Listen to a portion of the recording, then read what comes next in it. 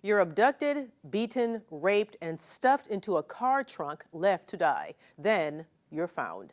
Tonight, the story of a woman who lived this and watched as her story was told here on WANE 15. Now, decades later, she is telling the story, working to be a voice for victims of violent crimes in Indiana and around the nation. We do want to warn you, some of what you're about to hear is graphic. I felt this warmth running down my face, which was blood, and I heard this voice come at me that said, "If you scream, I'll use this," as he shoved a gun to my face.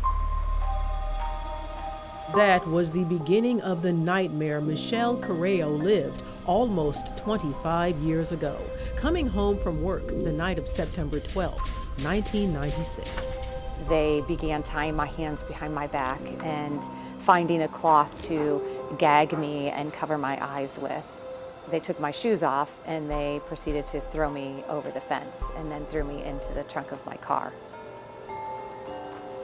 I did get my hands free and I tried to search for a way out of the trunk, and that's when the car stopped. So they pulled me out of the trunk, and with great force they tied my hands tighter behind my back, and when I got into, it was a garage area, they proceeded to rip my clothes off, and each one of them took turns beating me and raping me in every which way they could figure out. I lost my life that night in that garage. But the nightmare didn't end there. Corrao was then stuffed back into her trunk. I just prayed to God, and I went unconscious. And when I came to because I heard this voice, and this voice was different this time. I remember saying something like, "Don't worry, I'll get you out." The voice Corrao heard was that of Fort Wayne Police Detective Arthur Billingsley. He had just gotten off work and was doing a routine check of his neighborhood when he came across a car in a field off Winchester Road. I'm thinking, okay, this is a stolen vehicle. And then doors open and I got 3 guys running out of the car. And so that's when I was able to make the apprehension and catch up with one of them. And I brought him back to the vehicle, and that's when I heard like a thumping sound coming from the vehicle. And he pulled down my back seat, and that's where our eyes met. For me, just really shocked at seeing that someone was, in the trunk of a vehicle. The following day, the second suspect was caught, then later the third. Corrao's rescue was making headlines, her identity concealed. Her story, the top story, on WANE 15 News. Minutes later, Billingsley discovered the trio hiding in a Police believe the 2 men fled to this wooded area, raped, then stuffed in the trunk. From the trunk came calls for help. It was a 32-year-old woman who had been beaten and raped. Regarding the perpetrators, Detective Billingsley, are they still in prison? Yes. Yes. WANE 15's top story coverage is now chapter 1 in a book written by Corrao.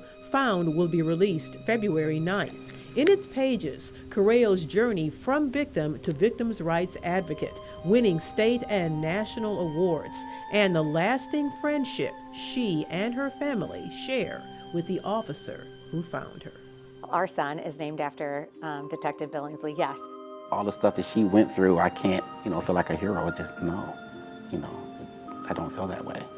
From what you say, it sounds like you think she's a hero. Oh, definitely. Definitely. Then we'll be heroes together. Just one. Just one. You can hear the entire uncut interview with Corrao and Detective Billingsley on WANE.com. We're back with more coverage you can count on after the break.